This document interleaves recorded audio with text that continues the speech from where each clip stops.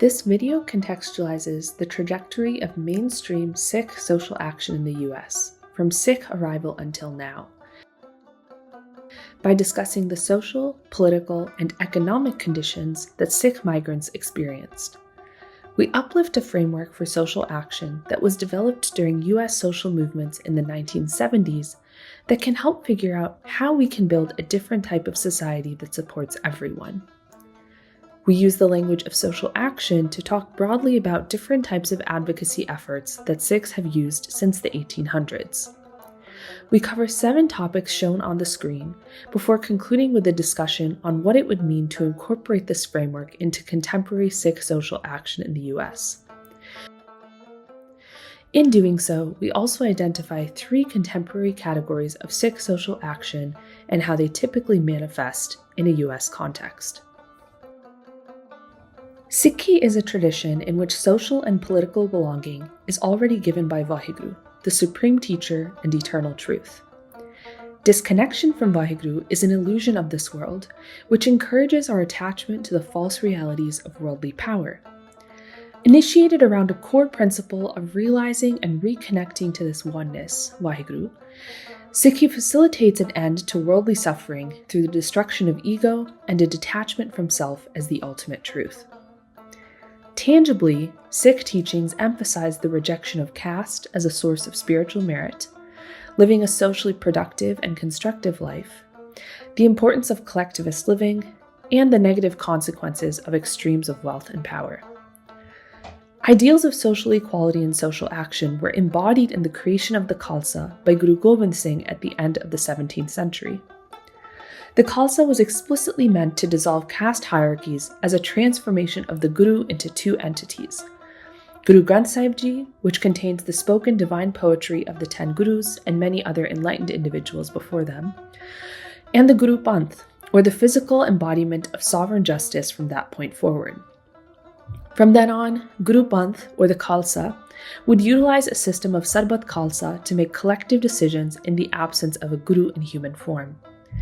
Guided by the Guru's wisdom contained in Guru Granth Sahib Ji, Sikhs have long gathered in this collective decision-making process after moments of conflict to determine social and political demands.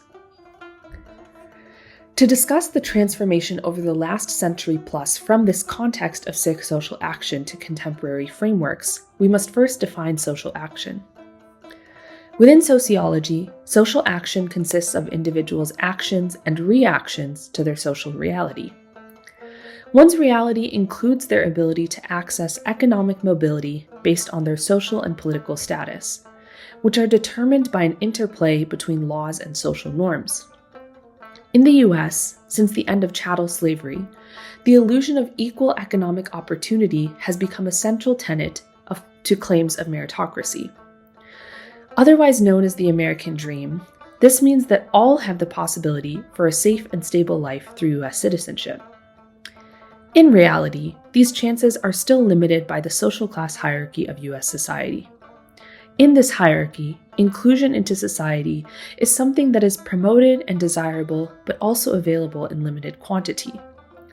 In the US's social reality, social action for inclusion and exclusion has become focused on the process of working towards social and political belonging through obtaining US citizenship. Thus, while Sikhs have long used collective strategies in response to worldly injustice, the socio-political landscape of the early 20th century US limited possible frameworks for social action.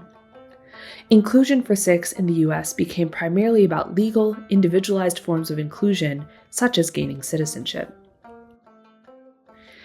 Sikh entry into the US has many possible origin points. Sikh laborers first arrived on the western coast of the US in the early 1900s, at a time when white supremacist riots were driving non-white communities out from private and public spaces. Around the same time and place, the Ghadar Party began as an international anti-colonial movement of expatriate Indians, with the goal of removing the British Empire from India and ending global colonization.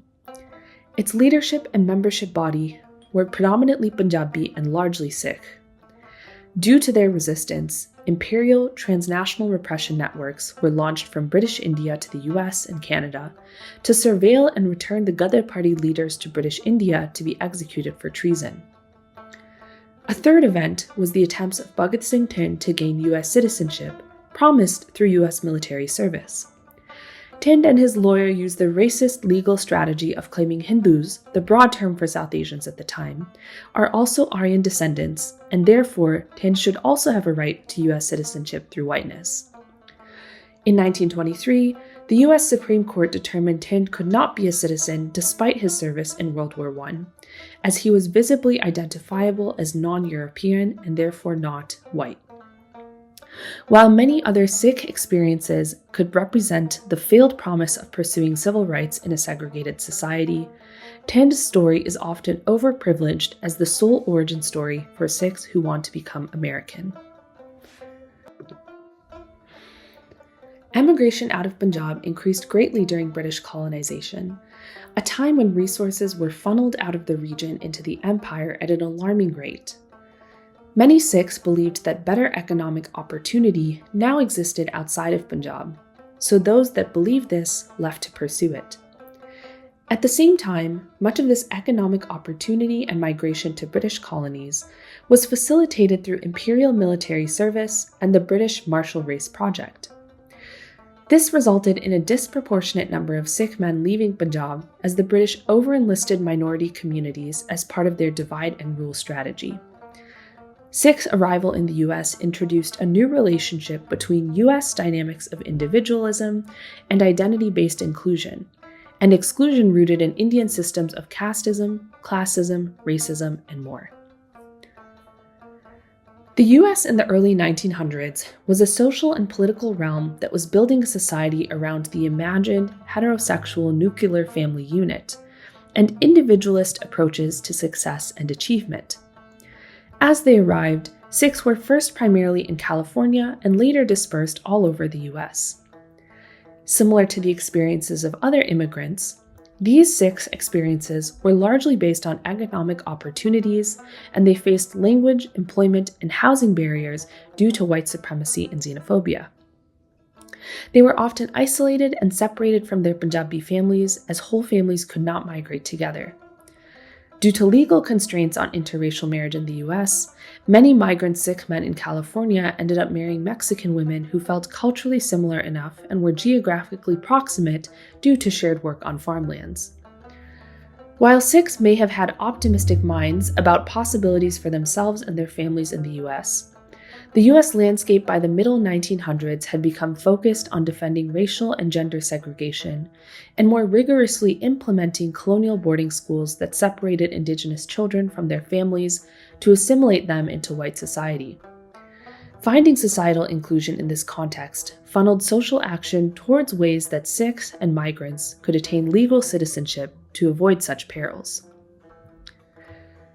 As Sikhs confronted racism, social discrimination, and economic hurdles, social movements across communities were being born to fight for justice in the US and challenging the terms of inclusion into US society. These movements reignited advocacy for radical, anti-police, humanist, socialist interventions in policies and laws, differentially arguing for a fundamental need for a society not built around segregation and colonialism. As part of this, movements asserted that all people should have their human dignity recognized and not treated as perverse deviants due to differences in background, faith, and cultural practices. Movements for class, labor, sexual, and gender liberation fought against the US's racist and sexist social hierarchies. Some of these movements were successful, and their advocacy paved the way for pro-immigration policies that Sikhs used to migrate to the US in the late 1900s.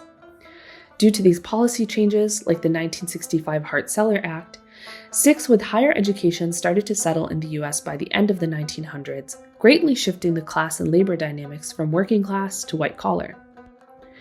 This resulted in a mainstream community dynamic in which Sikhs felt they could be settled in the US through the attainment of a higher social class status and highly valued labor, and thus they were more willing to support the ideology of an American meritocracy. This picturesque view shifted drastically after the Al-Qaeda-led attacks on September 11, 2001, when many visible Muslims, Sikhs, and other brown communities faced backlash and hate violence.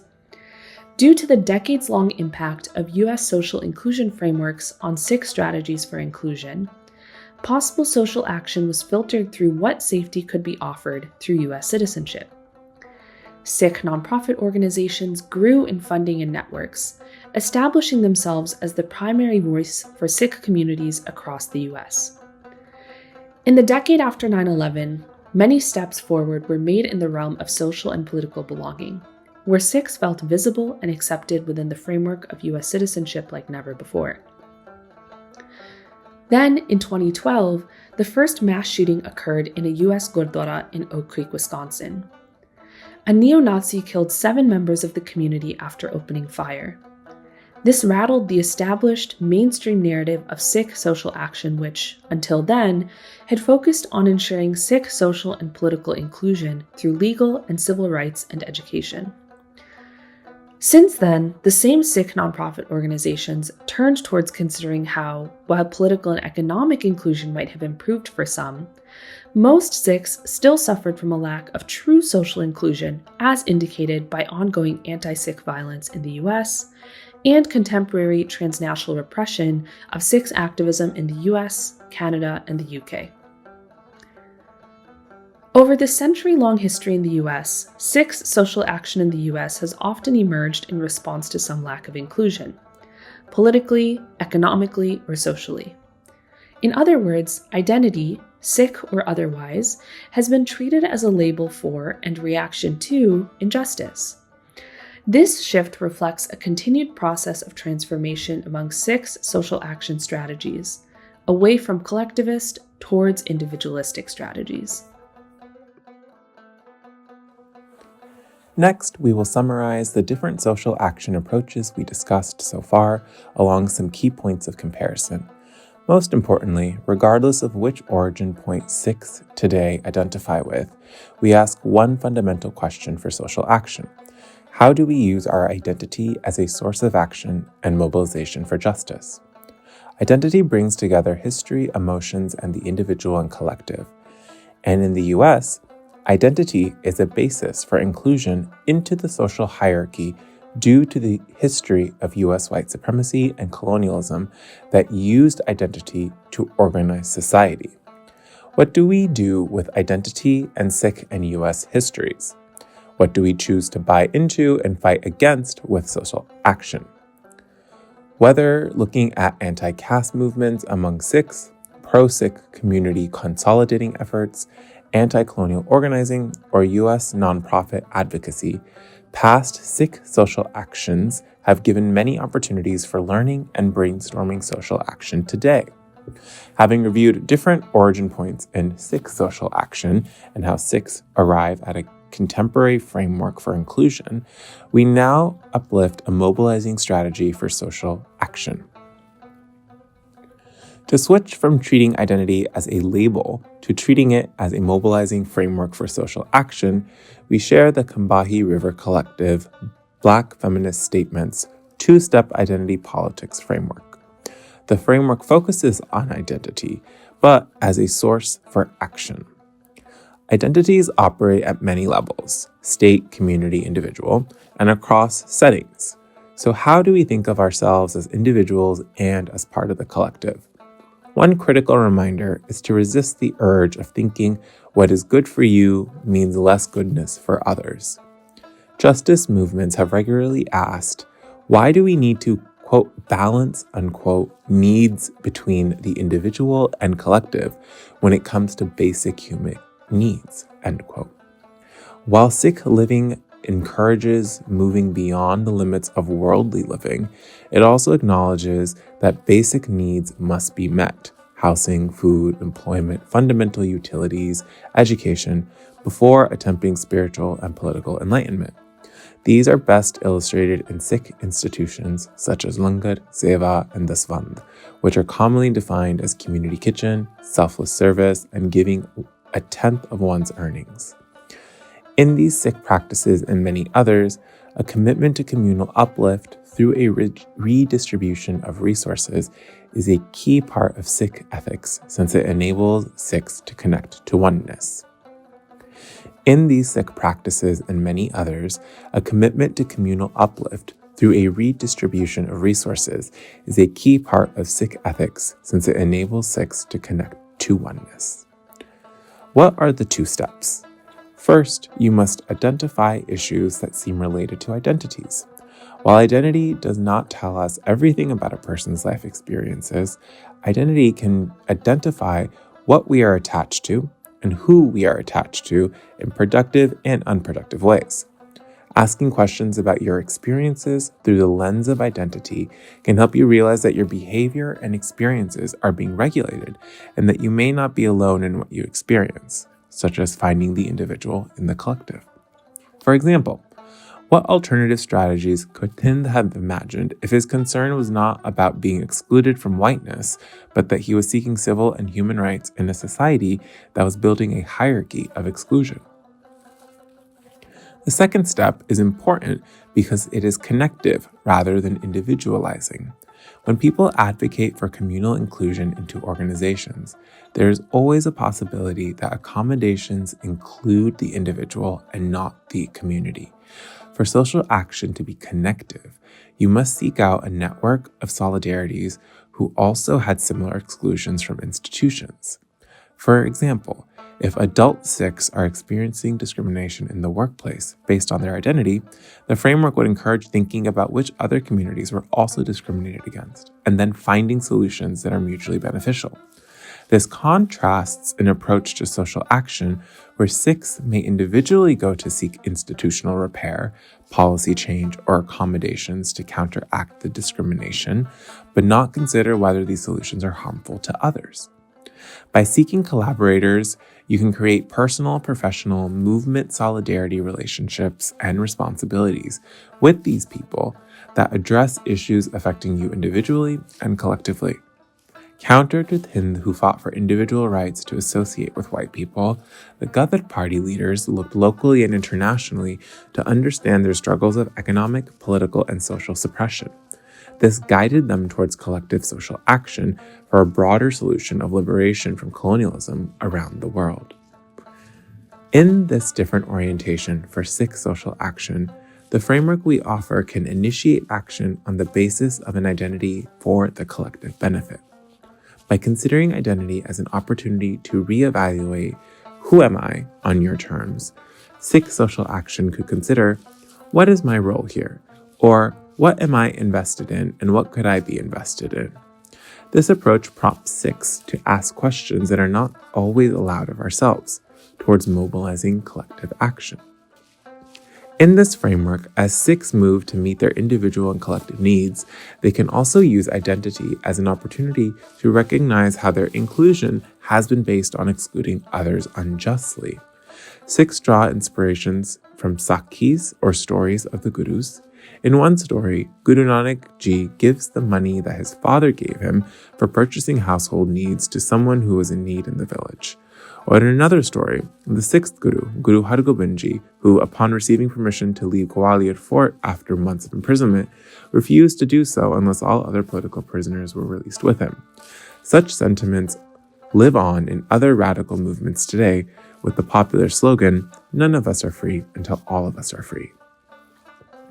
These reflections are not our own entirely, but reflect a sphere of social action that has been opened up in the community based on these analyses and critiques. Social action has not been in any one specific political or electoral direction, reflecting the diverse environments and communities in which Sikh stories have continued to unfold after settlement in the US. Rather than homogenizing around a specific set of issues, Sikhs are becoming more involved in social action, showing the wide range of perspectives that exist across Sikh communities. Today, the majority of large-scale Sikh social action can be categorized into 3 areas: civil rights, humanitarian aid, and education and training. This large-scale work is directed by several national and regional Sikh nonprofit organizations in the US, such as the Sikh Coalition, SALDEF, United Sikhs, Sikh Family Center, and Jakarta Movement. Due to their size and networks, these areas of work tend to lead the conversation on Sikh social action, as these organizations are best able to coordinate collective action through their online and local platforms.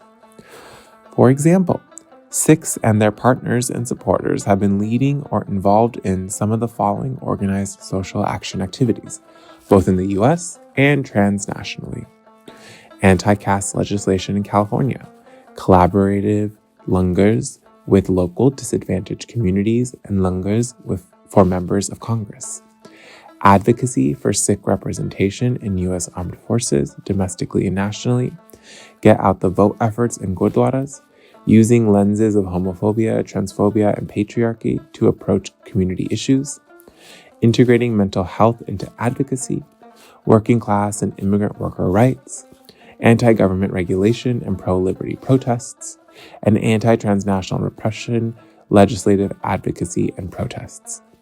As evident from this list, Sikhs have become more politically diverse and increasingly partisan in terms of electoral trends and communal organizing efforts.